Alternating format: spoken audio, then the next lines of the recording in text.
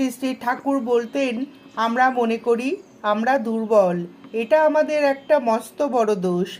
আমরা যতই এইভাবে চিন্তা করব, ততই আমরা দুর্বল হয়ে যাব। এই প্রকার মনোভাব অহংকারের মতোই ক্ষতিকর। দুটোই প্রকৃত উন্নতির প্রতিবন্ধক এবং বর্জনীয়। ঠাকুর শ্রীরামকৃষ্ণদেব এই কথা বলতেন। একবার তাকে বাইবেল থেকে পড়ে শোনানো হয়েছিল। বইটাতে গোড়া থেকেই পাপের প্রসঙ্গ ছিল। খানিকটা শোনার পর তিনি দেখলেন যে ওর মধ্যে পাপ ছাড়া আর কোনো কথাই নেই। তিনি আর শুনতে চাইলেন না।